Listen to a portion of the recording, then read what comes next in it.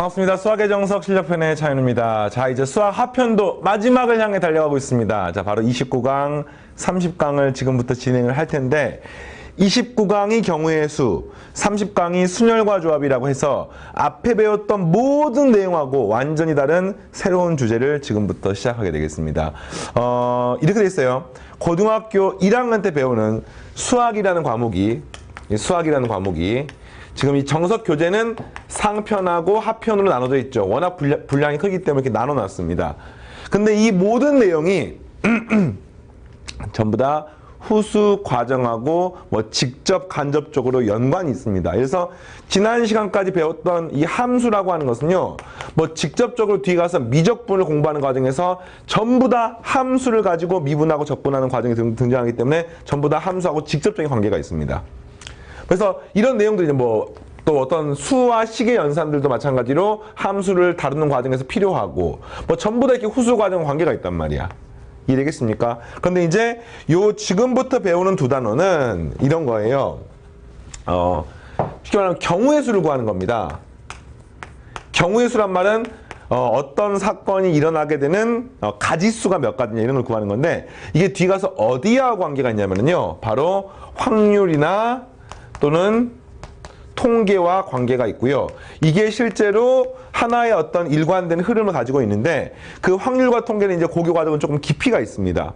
굉장히 좀 깊고 자세하고 디테일한 내용을 배우는데, 그 중에서 오늘 배우는 경우의 수하고 다음 단원에 배우는 순열과 조합은 그거의 어떤 출발이 되는 굉장히 기본적인 어떤 워밍업의 의미, 그런 의미로서 이 수학 과목에 들어가 있고요. 예전 교육 과정에는 이게 이제 노란색 부분이 하나로 통으로 확률과 통계는 어떤 과목에 들어가 있었는데, 교육 과정 개편이 되면서 확률과 통계에서 이 앞에 두 단원만 톡 떼어 가지고 나왔다는 점도 참고하시면 되겠습니다. 자, 되겠습니까? 그래서 이 수학 하편까지 마무리하고 이제 그 다음 과목도 진행을 할 거야.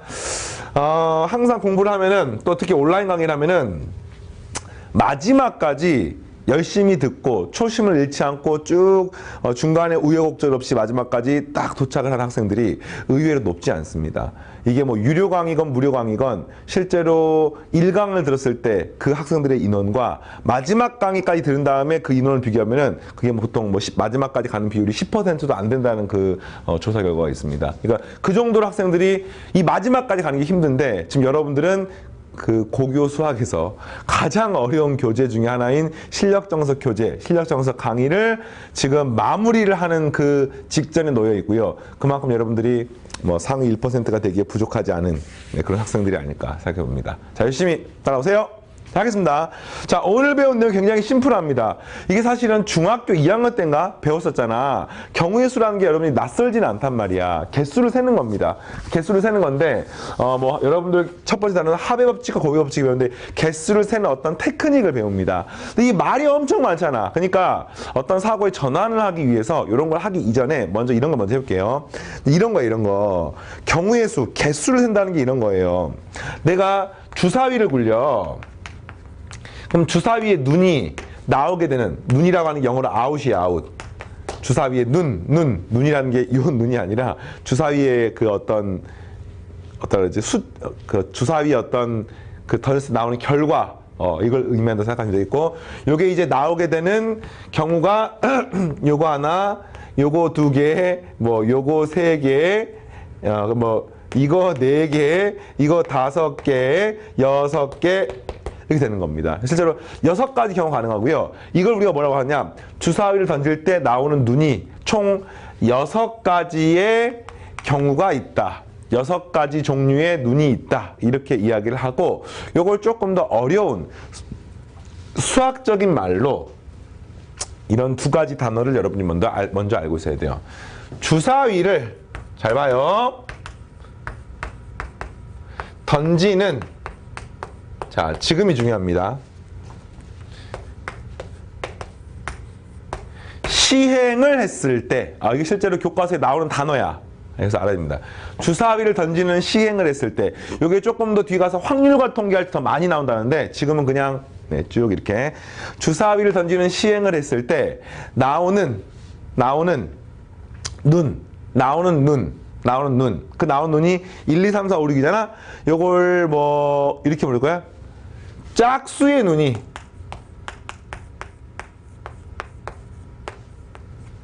나오는, 잘 봐요, 사건은 몇 가지일까? 이런 문제인 거야. 그러면 주사님은 1, 2, 3, 4, 5, 6이잖아. 짝수는 2, 4, 6이잖아. 눈은 세 가지다. 이렇게 이야기를 합니다.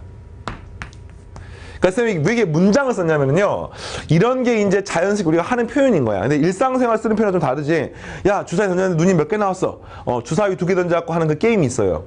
해본 적 있습니까? 막 무인도에서 탈출하고 뭐 막 어디서 건물을 짓고 막 파산시키고 이런 게임. 어렸을 때 쌤이 많이 했던 보드 게임이 요즘엔 스마트폰 게임 나와가지고, 요즘이 아니군요. 한 3, 4년 전에 나왔나요? 네, 어쨌든 그러고 있는데, 주사위를 던지는 시행을 했어. 그러니까 이 시행이라고 하는 게 뭐냐면요, 이게 좀 한자 단어야. 일상적으로 잘 안 쓰는 단어입니다만, 이 시행의 행자가 이런 행자입니다. 이런 행자. 그러니까 주사위를 던지는, 한마디로 하면 행할 행자거든요. 행위를 했다는 뜻입니다. 그러니까 시행이란 말은 뭐냐면 어떤 행위, 어떤 행동을 했다는 뜻입니다. 주사위를 던지는 시행을 했다. 그러니까 이 시행이란 말은 뭐 아주 뭐 이렇게 굉장히 좀 뭐 낯선 그런 의미는 아니지. 그냥 주사위 던지는 행동을 했다. 주사위 던졌다. 심지어는 생략도 상관없어요. 주사위 던졌다. 짝수의 눈이 나오는, 자, 사건이 뭐냐면요, 어떤 시행으로부터 나온 결과, 이 결과를 우리가 사건이라고 하는데, 요게 이제 여러분들이 강의를 통해 채워야 되는 어떤 용어입니다. 왜냐면은 사건이라고 하면 보통 우리가 느낌 이런 거잖아. 사건, 사고. 맞습니까?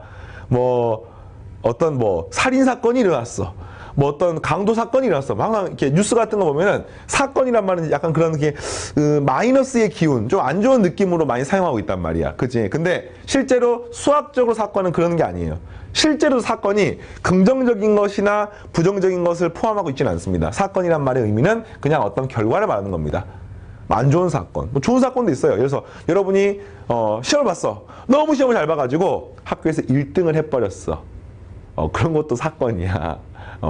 어떤 행동을 했을 때 나오는 사건. 이제 수학적으로는 보통 이제 경우의 수를 다룰 때 몇 가지 제약 조건이 있습니다. 확률과 하면 더 복잡해요. 각각이 근원 사건이나 가능성이 같을 정도 기대될 때 막 이런 것들이 있는데, 지금은 그런 생각하지 마시고 일단은 그냥 어떤 행동을 했을 때 나오는 결과를 사건이라고 부릅니다. 끝!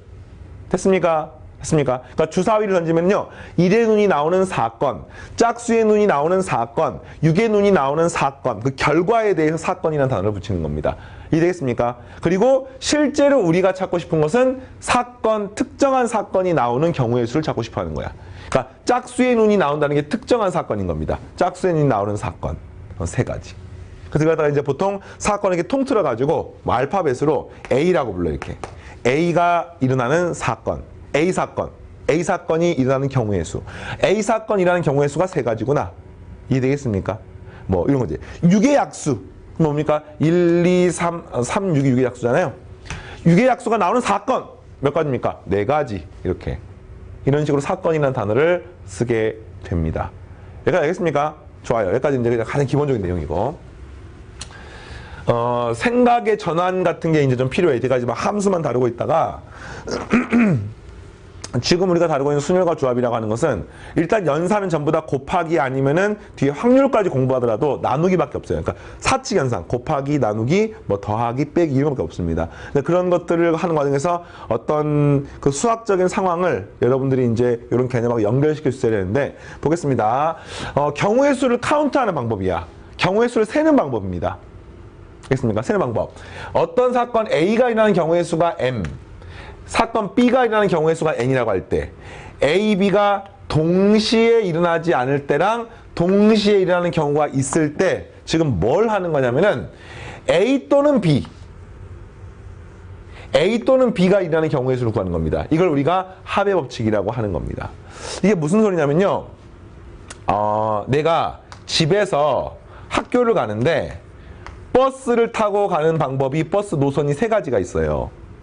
집에서 학교를 가는데 자전거를 타고 갔을 때 그 자전거의 그 길이 또 두 가지가 있다고 가정을 하겠습니다. 그러면 집에 이거 말고 다른 경우는 없어. 우리 집은 지하철도 안 다녀, 학교까지. 택시도 안 다녀. 뭐 오직 버스밖에 없어. 뭐 이렇게 가정을 하겠습니다. 그러면 집에서 학교까지 가는 전체 길은 몇 가지가 있을까요? 이렇게 물어보는 거야. 또 방법은 몇 가지가 있을까 물어보면 집에서 버스를 타고 가는 방법이 3가지가 있고 자전거를 타는 방법이 2가지가 있으니까 집에서 학교까지 가는 방법은 총 5가지가 있는 겁니다. 이렇게 더하는 걸 우리가 합의법칙이라고 부르는 거야. 뭐 너무 그냥 직관적이고 간단한 내용인 거지. 근데 이 안에 뭐가 들어있냐면요. 현재 이런 상황은 내가 버스를 타면서 그와 동시에 자전거를 탈 수가 없어. 알겠습니까? 뭐 자전거를 반쯤 타고 이렇게 버스를 탈 수가 없단 말이야. 그래서 이런 것들을 뭐라고 하냐면 이 두 사건이 동시에 일어나지 않는다. 다시 말하면 사건 A, B가 동시에 일어나지 않는다라고 하고요. 교재에다 이런 거 하나 써놓으십시오. 지금 오늘 용어가 3가지가 나오는데 바로 두 사건 A, B가 배반이다 이렇게 말합니다. 배반. 그러니까 배반이란 말은 사건 A하고 사건 B가 동시에 일어날 수 없다. 이걸 말하는 걸 배반이라고 부릅니다. 그래서 이제 배반 사건이라는 단어가 실제로 수능에도 출제가 되기 때문에 이거는 이제 기억을 하시고 됐습니까? 네. 아마 고1 과정에서는 이건 많이 안 나올 겁니다. 네. 하여튼 그래서 동시에 일어나지 않으면은 그냥 더하면 되는 겁니다. 뭐 동시에 일어날 수가 있으면 이거는 이런 식을 쓰는데 이 식을 외우는 게 아니라 이런 겁니다. 자, 이번 주사위를 던졌습니다. 짝수의 눈이 나오는 사건이 A 사건이야. 6의 약수의 눈이 나오는 사건이 B 사건이야. 그럼 질문 이겁니다. 주사위 던졌어. 짝수 또는 6의 약수가 나올 확률은 얼마, 경우의 수 몇 가지입니까? 이렇게 물어봅니다. 짝수 또는 6의 약수. 짝수는 2, 4, 6이고요. 6의 약수는 1, 2, 3, 6이거든요. 맞습니까? 그러면 짝수 또는 6의 약수가 나오는 방법은 몇 가지가 있어요? 1도 가능하죠, 2도 가능하죠, 3도 가능하죠, 4도 가능하죠, 6도 가능하죠. 총 몇 가지 있습니까? 네, 5가지가 있습니다. 따라서 짝수 또는 6의 약수가 5로 연결되는 거지. 예, 짝수 또는 6의 약수 나오는 방법은 총 5가지인데 이 5가지를 어떻게 구하느냐? 일단 짝수 나오는 거 구해. 3가지. 됐습니까? 그 다음에 6의 약수 구해. 4가지.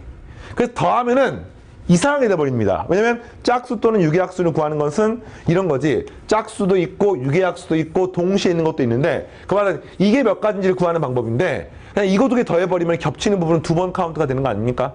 다시 말하면 이 그림에서는 2하고 6이 2번 카운트가 된 겁니다.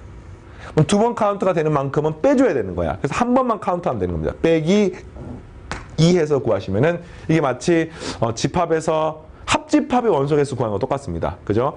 NA, NB 빼기 NA 교집합 P 이렇게 해서 구하는 게 합의 법칙입니다. 간단합니다. 그래서 앞으로 이 경우의 수를 구하는 과정에서는요. 이렇게 구하는 거야. 합의 법칙이라고 하는 게 어떤 사건 구하고 또 사건 구하고 문제가 어떤 사건 또는 그 사건이 일어나는 경우의 수를 물어보면은 이것들을 갖다가 더하면 되는데 교집합이 있는지 없는지만 확인해서 풀면 되겠습니다. 되겠습니까? 간단한 내용이죠. 자, 2번째. 고배 법칙은 뭐냐? A 사건하고 B 사건이 B 사건이 자, A 사건이 일어나는 경우의 수가 M. 그 다음에 이 각각에 대해서 이 굉장히 중요합니다. 자, 별표 치겠습니다. 이 각각에 대해서 그러니까 A 사건 하나하나에 대해서 사건 B가 일어나는 경우의 수가 N일 때 두 사건이 동시에 일어나는 경우의 수는 곱해서 계산하는 겁니다. 이게 어떤 느낌이냐면요. 내가 집이 있고 학교가 있고 그 다음에 뭐 독서실이 있어요. 그래서 공부를 합니다. 집에서 학교까지 가는 방법이 뭐 이렇게 3가지가 있어. 학교에서 독서실까지 가는 방법이 2가지가 있습니다. 그러면 집에서 학교까지 가는 방법 몇 가지입니까? 3가지야. 학교에서 독서실 가는 방법 몇 가지입니까? 2가지야. 그럼 질문 이건 거야. 내가 오늘 하루 움직인 코스는 몇 가지 있을까? 집에서 학교를 갔다가 독서실을 들리는 방법이 몇 가지가 있겠습니까? 그러면 여기서 이런 방법이 있는 거지. 집에서 여기를 따라 갔을 때 이게 1가지, 2가지 가능할 거고요. 이렇게 갈 때도 역시 2가지. 이렇게 갈 때 2가지이기 때문에 사실은 집에서 학교까지 가는 3가지 각각에 대해서 2가지 있기 때문에 곱해서 총 6가지 경우가 나오게 되겠습니다.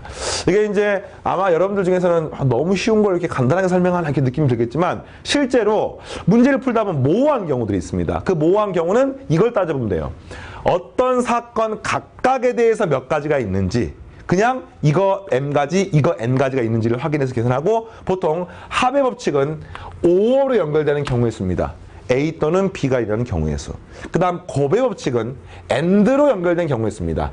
A 사건도 일어나고 B 사건도 일어나고 집에서 학교까지도 가고 학교에서도 독서실까지도 가고 알겠습니까? 그 대신 이게 동시에 일어난다는 자 마지막 개념입니다. 동시에 일어난다는 개념은 이게 시간적인 동시에가 아니라는 것을 꼭 기억을 해야 됩니다. 뭐냐면 이런 거야. 집에서 학교까지 가면서 그와 동시에 학교에서 집까지 학교에서 독서실까지 갈 수는 없잖아. 사람이 뭐 타임머신 타는 것도 아니고. 그지? 그러니까 집에서 학교까지 학교에서 독서실 간다는 것을 동시에 센다는 뜻은 경우의 수를 동시에 센다는 뜻이고요. 이걸 갖다가 시간적인 관점에서는 한마디로 말하면 하나의 경우의 수를 구성한다. 이렇게 여러분들이 이해하시면 되겠습니다. 무슨 말이냐? 집에서 학교까지, 학교에서 독서실까지 가는 어떤 하나의 세트가 경우의 수 한 가지가 되는 겁니다. 그래서 요렇게 한 가지, 요렇게 두 가지. 알겠습니까? 이렇게 세 가지, 이렇게 네 가지, 이렇게 다섯 가지, 이렇게 여섯 가지. 하나의 경우의 수를 구성한다라고 이해를 하시면 되겠고요. 그 동시에란 말이 그렇게 이해하면 되겠습니다. 이론이 끝이야, 이게. 그래서 순열과 조합 부분, 그러니까 지금 경우의 수 부분, 순열과 조합 부분, 그리고 뒤에 가서 확률과 통계 과목은 실제로 이론들이 굉장히 간단합니다. 이론을 뭐 응용하고 있는 사례도 굉장히 제한적이야. 다만 문제들을 보면은 그 문제가 전부 다 문장으로 이루어져 있습니다. 문제가 문장으로 이루어져 있다는 뜻은 실제로 문제를 딱 보고 이 개념이 바로 연결 짓는 게 쉽지 않을 수도 있다는 뜻이야. 그 문장을 읽고 문장에 숨어있는 의미를 이해한 다음에 여러분이 이것들을 적용해서 문제를 푸는 거고요. 지금부터 연습을 해보겠습니다. 자, 봅시다. 필수예제 29-1번. 자, 문제가 굉장히 복잡해 보이지만 뭐 이론은 굉장히 간단합니다. 자, 다음 그림과 같이 P에서 Q 지점 사이의 길이는 A, B, C를 경유하는 길이 있다. 이런 거니까 집에서 학교까지 가는데 알겠습니까? A라고 하는 버스 정류소, B라고 하는 지하철역, C라고 하는 뭐 골목길을 거쳐서 가는 방법이 이렇게 있다. 이렇게 나와 있는 거예요, 지금. 알겠습니까? 그랬을 때 PQ 사이를 한 번 왕복하는데 P에서 A 또는 B 또는 C를 경유하여 Q로 갔다가, 자, 잘 보세요. A 또는 B 또는 C를 경유하여 Q로 갔다가, 지금 길이 한 가지, 두 가지 막 이렇게 나왔지만 그걸 말하는 게 아니야. 이건 지금 그림에 있는 것은 그냥 생략하고 길이 몇 가지인지 모른다고 생각하고 푸는 겁니다. 자, A 또는 B 또는 C를 경유하여 Q로 갔다가 돌아올 때는, 잘 봐요. 돌아올 때는 이게 문장이기 때문에 조금 헷갈려.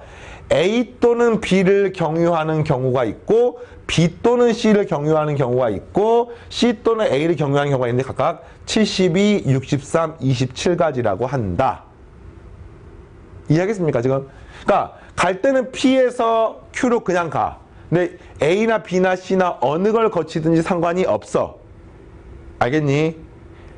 그 다음에 올 때는 Q에서 A 또는 B를 거쳐서 오거나 Q에서 B 또는 C를 거쳐서 가거나 Q에서 C 또는 A를 거쳐서 가서 P에 도착하는 경우가 한마디로 왕복을 하는데, 알겠습니까? 왕복을 하는데 여기 중간에 어떤 길을 거쳐서 가는지는 모르지만 그 경우의 수를 전부 다 72, 63, 27가지라고 나와 있는 겁니다. 그럼 이걸 조금 더 간단하게 도식화를 시키면은요, P에서 A를 거쳐가지고 Q로 가는 경우가 있을 텐데 이게 몇 가지인지를 모르는 거야. 그래서 문제가 지금 A 또는 C를 경유하고 돌아올 때는 B를 경유하는 경우의 수를 구하십시오. 중간에 A, B, C점은 사이엔 길이 없다. 그러니까 P에서 A에서 Q로 가는 경우가 몇 가지 보니까 A가지라고 하겠습니다. 그 다음에 P에서 B를 거쳐서 Q로 가는 경우를 쌤이 B가지라고 해보겠습니다. P에서 C를 거쳐서 Q로 가는 경우를 C가지라고 해보겠습니다. 길이가 이렇게 있다고 가정해보겠습니다. 그럼 이런 거지. 문제가 P에서 Q를 갔다가 다시 Q에서 P로 오는 거 아닙니까, 문제가? 근데 문제가 뭐예요? P에서 A 또는 B 또는 C를 거쳐가지고 Q까지 가는 전체 경우에서 몇 가지 있습니까?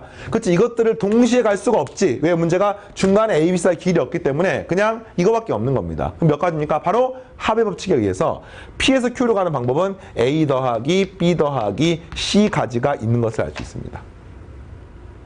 이해되겠습니까? 자, 그 다음에 Q에서 P로 가는 경우는 A 또는 B를 경유하는 경우는 몇 가지냐면은 바로 A 더하기 B가지가 되는 거야. 이해하겠습니까? 네. 그래서 이렇게 된 게 몇 가지? 총 72가지가 나온 겁니다, 문제에서. 그럼 그 72는 어떻게 구합니까? 갈 때는 이렇게, 올 때는 이렇게. 근데 이게 시간적인 동시에가 아니라 하나의 경우의 수를 구성하고 있기 때문에 곱해서 곱의 법칙, 연속해서 일어나기 때문에 곱의 법칙으로 구하고요. 이게 70이라는 식을 하나 얻을 수가 있는 겁니다. 이해되겠습니까? 자, 그 다음에 63은 어떻게 되었습니까? 갈 때는 A 또는 B 또는 C, 올 때는 문제가 B 또는 C를 경유하기 때문에 역시 동일하게 A 더하기 B 더하기 C에 올 때는 어떻게 됩니까? B 또는 C를 경유하고 이게 63이 되는 거예요. 그 다음 세 번씩도 마찬가지로. 이걸 풀면 되는 겁니다. 자, 옮겼으면 예쁘게 써볼게요. 다시. A 더하기 B 더하기 C에 갈 때는 이거, 그 다음 올 때는 A 더하기 B. 이게 문제 72가지입니다. 이렇게. 갈 때는 또 A 더하기 B 더하기 C. 올 때는 문제가 B 더하기 C. 이게 문제에서 63가지입니다. 맞죠? 그 다음에 갈 때는 또 동일하게 A 더하기 B 더하기 C. 올 때는 C 더하기 A를 한 값이 문제가 27가지가 나오고요. 이거를 구할 수 있겠습니까? 이게 이제 뭐 실제로 굉장히 복잡해 보이지만 모든 문자 ABC 3개, 식 3개니까 풀 수가 있고 또 하나 경우의 수는 무조건 답이 자연수밖에 안 나와요. 물론 뭐 0가지, 그거 보면 어쨌든 의미 아닌 정수. 0가지가 나올 수도 있는 경우가 가끔씩 있습니다. 일단 기본적으로 자연수. 그러니까 이런 72를 보면은요, 9, 8에 72고요. 63은 9, 7에 63이고요. 얘는 9, 3, 27이잖아. 그러니까 실제로 풀어도 되지만 여기는 이 값이 공통으로 있지. 그럼 이 공통으로 있는 저 밑줄 친 식은 뭡니까? 이 안에 공통으로 있어야 돼. 그럼 이 안에 공통으로 있는 것은 3 아니면 9밖에 없어요. 맞습니까? 물론 9가 공통일 가능성이 높지만 3도 있을 수 있습니다. 근데 문제가 있죠. 만약에 요 앞에 것이 3이면은 뒤에 것의 경우의 수는 당연히 3보다는 작을 거 아닙니까? 근데 이걸 곱하게 되면 70이 될 수가 없습니다. 맞습니까? 따라서 우리가 알 수 있는 사실은 A 더하기 B 더하기 C가 얼마가 되는 거예요? 네, 9가 되는 것을 알 수가 있고요. 이걸 셈처럼 풀어도 되고요. 또는 뭐 상황을 갖다 조금 더 쉽게 바꿔가지고 이걸 뭐 나눠가지고 뭐 계산해도 상관없습니다. 네, 그래서 이렇게 하겠습니다. 네. 그렇죠. 그래서 이게 9가지 되는 거야. 그러면은 이게 몇 가지입니까? 당연히 3가지 되는 거, 3가지. 근데 3개를 모두 더한 게 9가지고 C하고 A 더한 게 3가지니까 B가 얼마입니까? 6이 되는 겁니다. 똑같아요. 이게 얼마입니까? 8이야, 8. 그러면 지금 C가 없잖아. 3개 더한 게 9인데 A, B 더한 게 8이니까 얼마예요? C가 1. A가 얼마입니까? 2. 이렇게 되는 것을 알 수 있습니다. 됐습니까? 이렇게 구하는 거야. 이제 마지막 질문이 뭐냐? 자, 마지막 질문 볼까요? 마지막 질문이 갈 때는 A 또는 C를 경유하고 돌아올 때는 B를 경유하는 경우의 수. 갈 때는 A 또는 C. 그러니까 갈 때는 A 또는 C. 올 때는 B를 경유하는 겁니다. 곱하기 되는 거 알겠습니까? 그래서 A가 아까 얼마였더라? A가 2, C가 1. 그래서 3이고요. 올 때는 6. 해서 18가지가 답이 되겠습니다. 자, 되겠죠? 오케이. 말이 좀 복잡하지만 뭐 어려운 문제는 아닙니다. 자, 이번에는 돈을 지불하는 경우의 수를 구하는 건데 사실은 경우의 수를 구하는 과정에서 중학교 때 배웠던 내용 중에서 고등과정까지 사용되는 아주 강력한 경우의 수 카운팅 방법이 하나가 있습니다. 그걸 여러분 중학교 때 이미 배웠었는데 경우의 수를 셀 때요. 복잡한 경우의 수가 있습니다. 그러면 기본적으로 이거를 일일이 하나씩 카운트를 하는 것이 가장 기본이고요. 그 과정에서 개수를 세는 과정에 실수가 없게 하기 위해서 우리가 중학과정에서 이런 걸 배웠습니다. 수형도라는 거 기억납니까? 수형도. 숫자가 나무 숫자. 나뭇가지 모양의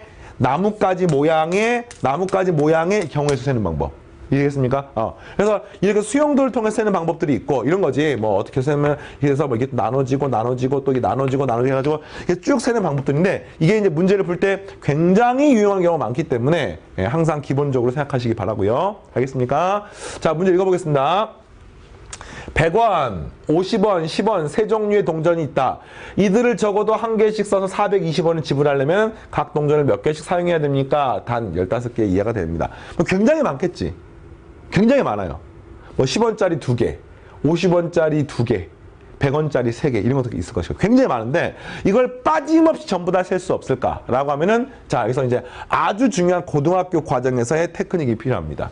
자, 일단은 경우의 수를 세는 거야. 근데 그 경우의 수가 이 문제처럼 복잡한 한 방의 식으로 풀 수 없는 이 복잡한 경우의 수를 세는 아주 기본적이면서 고급 테크닉이 뭐냐면은 바로 복잡한 경우의 수를 세는 방법은 문제에서 이것을 이거 읽어봐봐. 뭐라고 했습니까? 케이스지, 케이스. 케이스는 다시 말하면 이걸 한글로 번역하면 경우야, 경우. 경우의 수를 세는 과정에서 케이스를 나누어서 경우의 수를 셉니다. 케이스를 분류해서, 케이스를 나눠서, 경우를 나눠서, 네, 경우의 수를 세는 겁니다. 왜 그러냐면요. 이걸 세는 게 한 방에 한 줄로 빡 셀 수가 없기 때문에 이런 거지. 이것이 이것인 경우. 요것이 요것인 경우.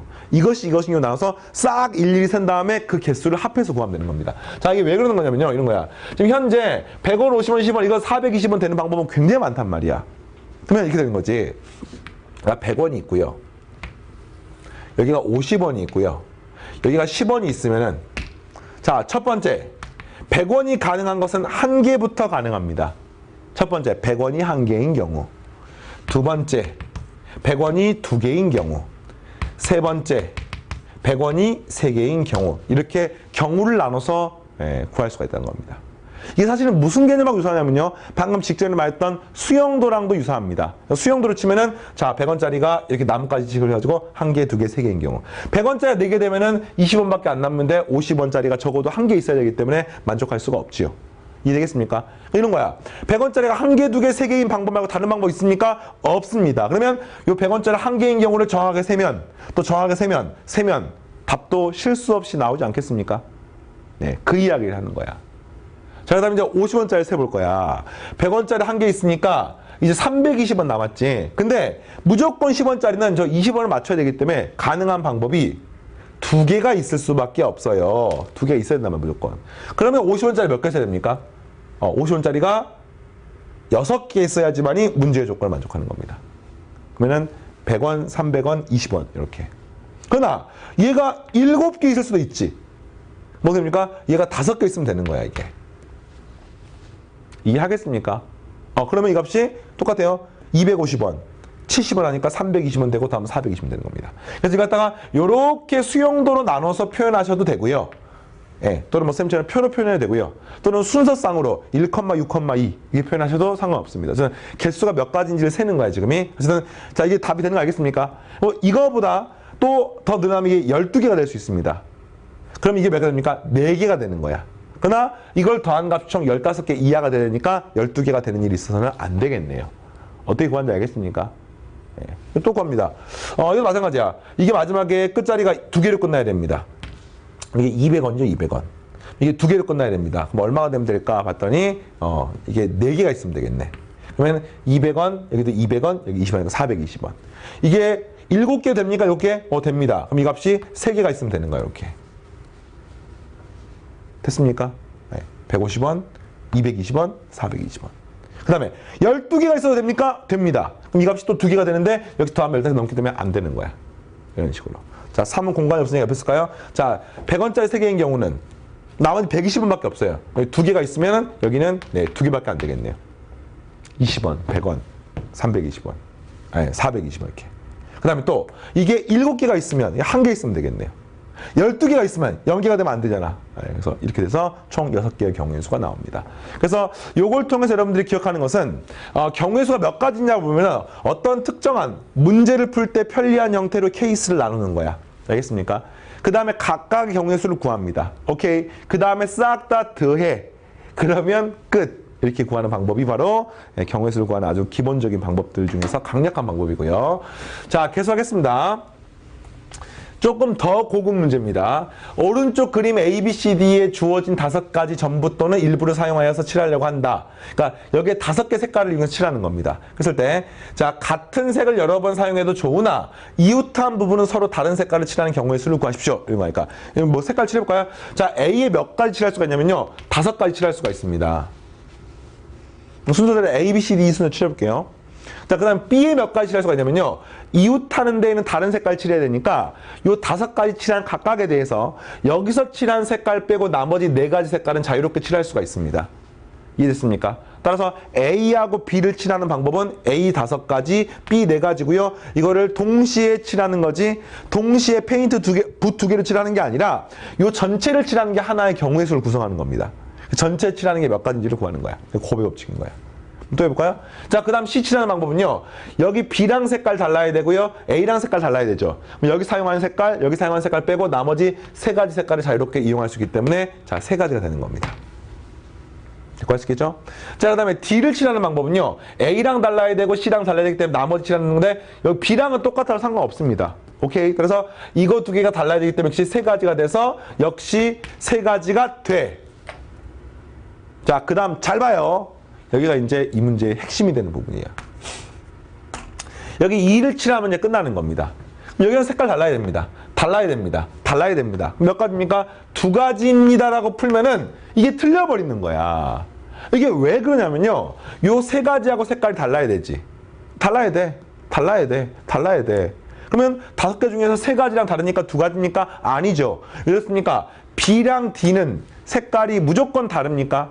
아닙니다. B랑 D랑 색깔이 같을 수도 있습니다. 왜냐면 이웃하는 것만 다르면 되기 때문에 B하고 D는 떨어져 있으므로 요거 두 개는 같을 수가 있고요. 따라서 만약에 이거 두 개 같게 되면은 색깔이 이거 하나, 이거 두 가지, 따라서 그것 빼고 나머지 세 가지가 될 수도 있는 겁니다. 그래서 이런 부분 때문에 이제 이 문제를 갖다가 이런 방법을 한 줄에 쫙 풀기가 어려운 거야. 그럼 어떻게 풀어야 될까? 이걸 바로 앞에 필수 예제 풀 때 쌤이 이론 정리해줬습니다. 이게 지금 복잡한 경우의 수를 구하는 과정인 거야. 물론 이제 아주 복잡하진 않고 살짝 복잡한. 근데 그 복잡한 경우의 수 구하는 방법은 기본적으로 케이스를 나눠서 구합니다. 케이스를 나눠서 구할 때는요. 이런 거에 주의하시면 되겠습니다.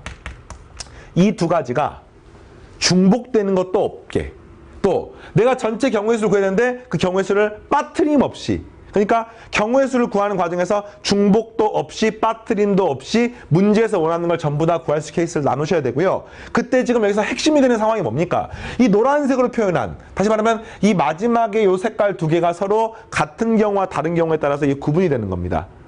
이해되겠습니까? 그러면 요거를 다음과 같이 생각해서 문제를 풀겠습니다. B하고 D가 동일한 색깔인 경우 B하고 D가 동일하지 않은 경우 쌤 문제를 풀 때 이 꼭 색깔을 A부터 쭉 칠해야 되는 겁니까? 아닙니다. 아니지만 쌤이 A부터 칠해서 계산을 하더라도 답에는 영향이 없습니다. 뭐 필요해서 A, E, D, C 이렇게 해도 상관없어요. 뭐 E부터 칠해도 상관없습니다. 근데 E부터 칠하면 더 어렵기 때문에 가장 많은 면을 포함하는 걸 먼저 칠하는 거예요. 한번 해볼게요. 자, A 칠하는 방법 5가지야. 5가지. B 칠하는 방법이 4가지야. 되겠습니까? C 칠하는 방법이 3가지야. 여기까지 문제가 없어요. 자, 이제 D를 칠하는데 그 D 칠하는 방법이 몇 가지냐면요. 요 D를 칠하는 방법은 첫 번째 케이스가 D하고 B가 동일한 색깔인데 이미 B는 칠해놨지. 그 말은 D를 칠하는 방법은 한 가지라는 뜻이야. D는 자동 고정입니다. 왜? B의 색깔을 그대로 따라가는 거니까. 알겠습니까? 자, 그래서 이렇게 되고요. 만약에 이렇게 되면은 현재 이 두 색깔은 똑같고 요거 다르기 때문에 몇 가지야? 색깔이 2가지지. 따라서 2가 칠할 수 있는 경우는 몇 가지 되는 겁니까? 3가지가 되는 것을 알 수 있습니다. 이렇게 구하는 겁니다. 자, 되겠어요? 자, 또 똑같아요. 이번엔 B하고 D가 동일하지 않은 경우는 5, 4, 3 이건 똑같아. 근데 여기가 몇 가지냐면요. B하고 D가 달라야 되거든요. 그럼 이런 거지. A랑도 달라야 돼요. C랑도 달라야 됩니다. 근데 케이스 나누니까 B랑도 달라야 돼. 그럼 몇 가지 있습니까? 네, 2가지가 있습니다. 그래서 2가지가 되는 거야. 그리고 이때 이게 2가지면은 요거 색깔이 전부 다 다르죠. 그럼 여기 칠할 수 있는 방법은 하나, 둘, 세 개를 제외한 나머지 색깔. 바로 2가지가 되는 것을 알 수 있고요. 요 노란색으로 표현한 부분을 한 번에 계산할 수 있는 방법이 없기 때문에 이렇게 구하는 겁니다. 알겠습니까? 그래서 마지막 2를 칠하는 게 오직 이 앞에 거 영향을 받는 게 아니라 전체를 다 영향을 받기 때문에 케이스를 나눠서 문제를 풀어야 되고요. 케이스를 나눈다는 사실만 알면은 뭐 문제는 어렵지 않게 풀 수가 있습니다. 이해되겠습니까? 따라서 5, 4, 20, 3, 3은 9, 따라서 180까지가 되겠고요.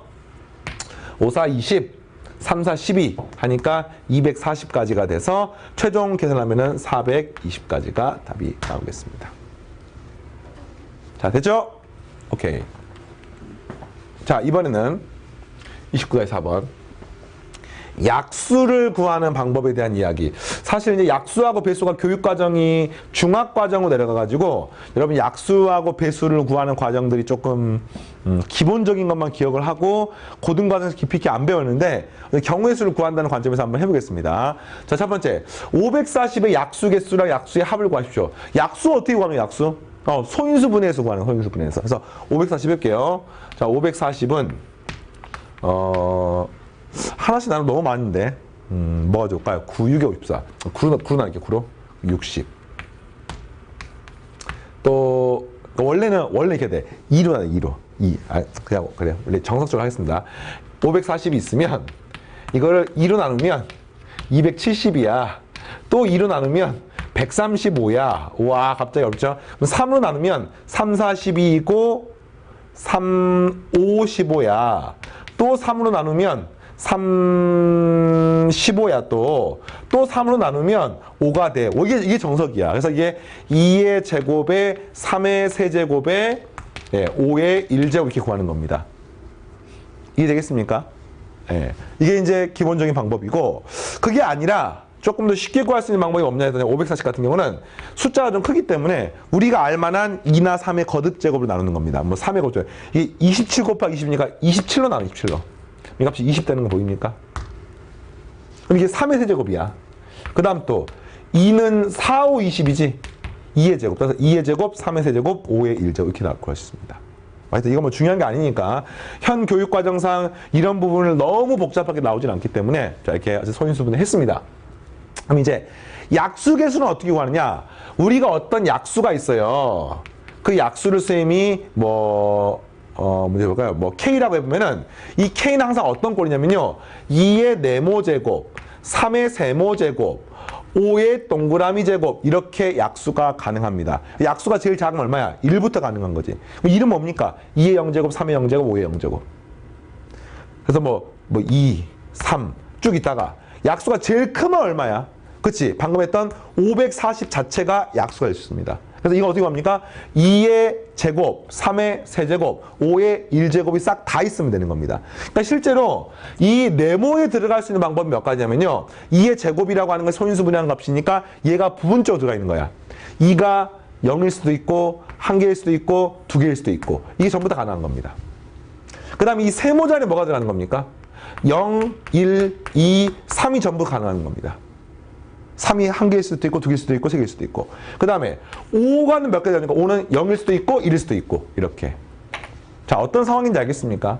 이런 식으로 약수에 대한 내용 이런 식으로 약수에 대한 내용을 약수를 구하는 방법을 소인수 분해를 할 수만 있으면은 요 네모 동그라미 세모의 숫자를 집어넣을 수 있으면은 그게 약수가 되는 거야. 그래서 구할 수가 있는데 이게 이제 전체 몇 가지냐 이렇게 하는 거죠. 이 네모는 3가지 가능하고요. 그 다음에 세모는 4가지 가능하고요. 동그라미 2가지 가능하고 이 각각의 서로에 영향을 주지 않으니까 전체 답은 3가지, 4가지, 2가지가 돼서 구하면은 24개의 약수가 나오는 것을 알 수 있습니다. 약수를 다 구할 필요 없습니다. 손가락 셀 필요 없습니다. 이런 방법의 약수를 구합니다.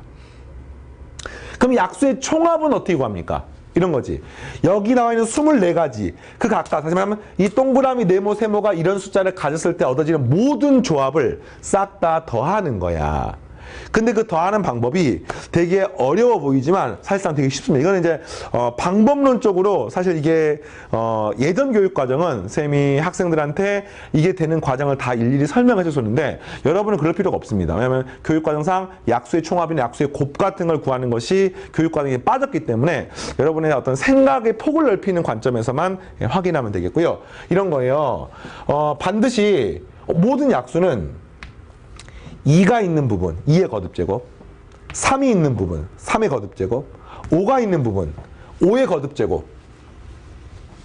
됐습니까? 이런 꼴로 표현되어 있습니다.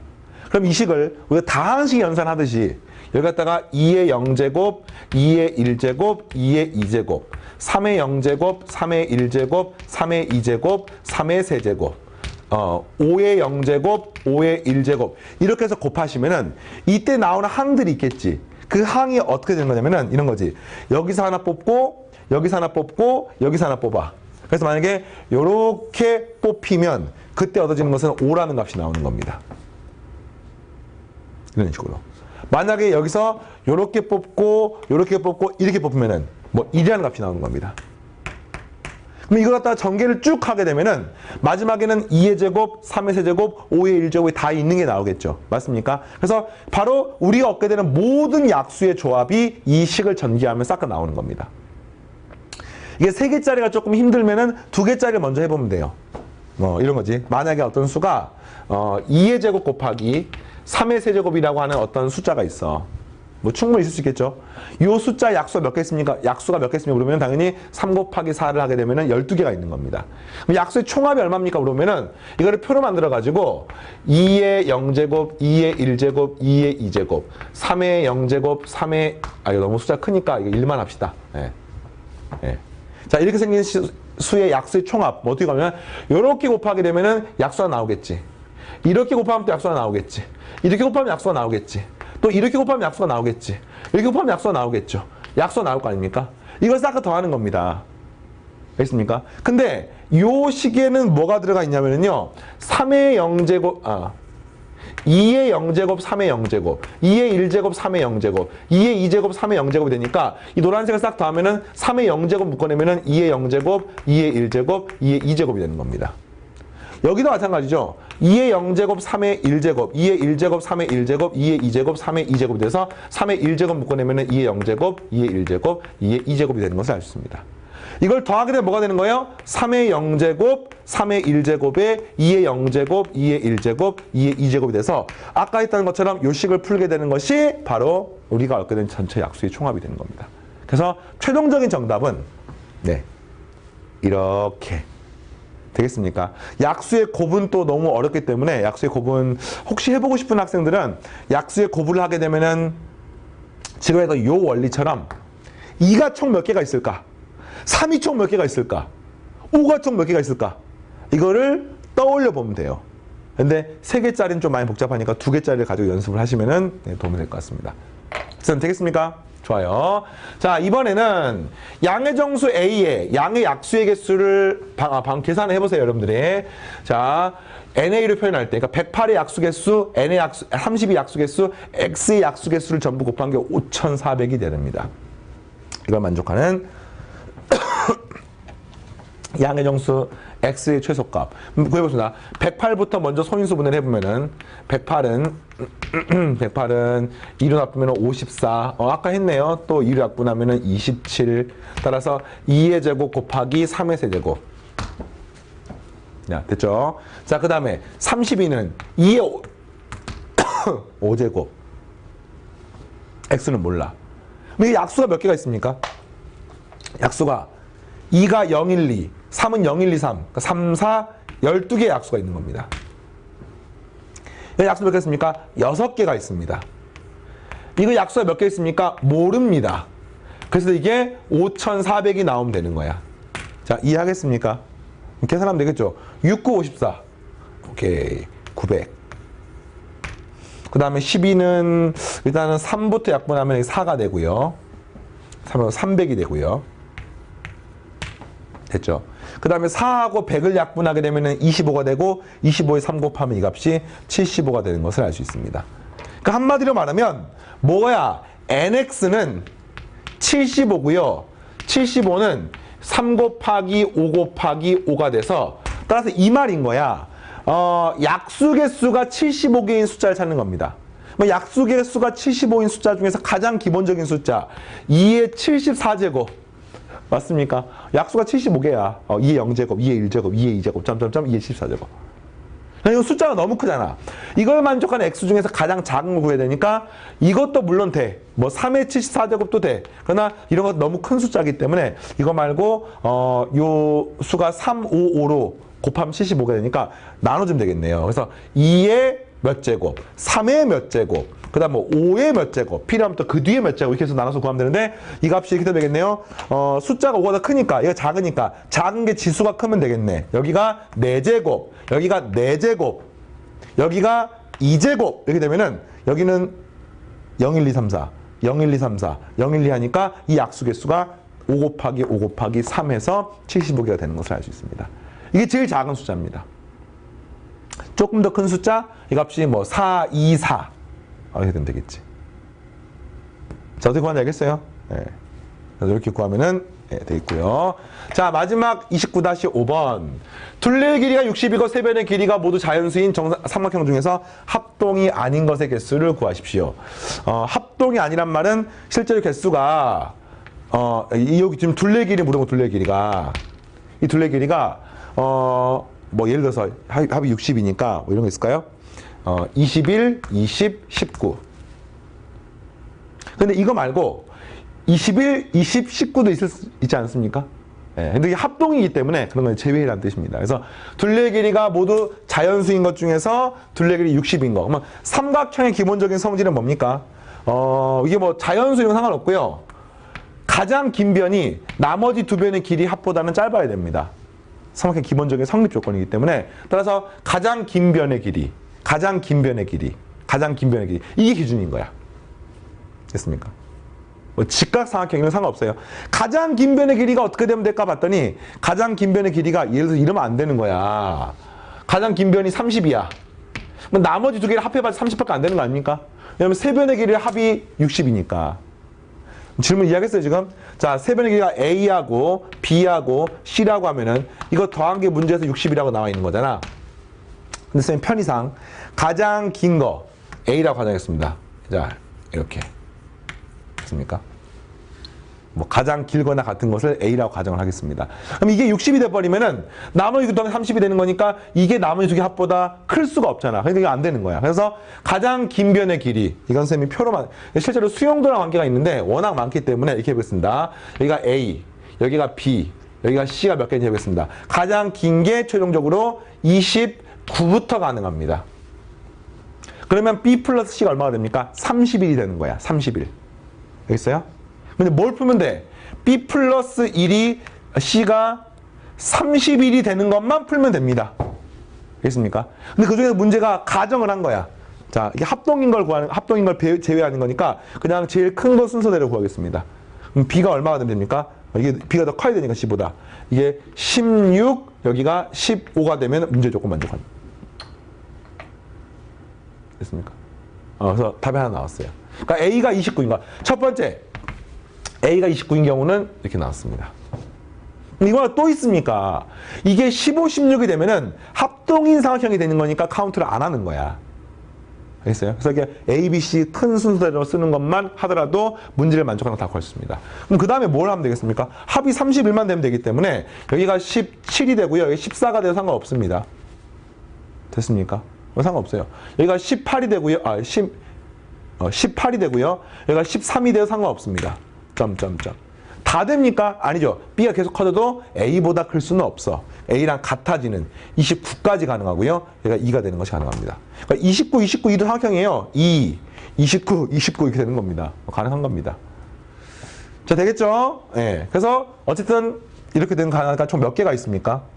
2부터 15. 1부터 15까지가 총 15개니까 2부터 15는 총 14개가 나오는 거지. 이렇게 해서 하나씩 카운트하는 게 문제를 푸는 유일한 방법입니다. 이걸 뒤에 가서 순열과 조합을 배우면 조금 더 예쁘게 구할 수가 있는데 일단은 지금은 그냥 고민하지 마시고 일일이 구하십시오. 이게 일일이 구하는 것을 연습하는 것도 수학 실력에 도움이 됩니다. 예, 빠트림 없이 세는 방법. 자, 두 번째 해보겠습니다. 이번에는 A, B, C 해볼게요. 이번에는 28인 경우를 구하는 거야. 당연히 이제 합이 32가 되니까 합이 32. 30이 되면 이 값이 30이 되니까 16, 16부터 가능한 거지. 17, 15 가능하고요. 제일 크면 28까지 가능합니다. 이 값이 4가 되는 거죠. 됐습니까? 몇 개가 되는 겁니까? 그러면 13개입니다. 13개? 13개 되는 겁니다. 이 세는 방법은요. 큰 거 빼기 작은 거 플러스 1 해서 세면 됩니다. 우리가 지난 시간에 마지막 문제 풀 때 했었죠. 큰 거 빼기 작은 거 플러스 1. 경우에 세는 방법. 몇 개 세도 돼요?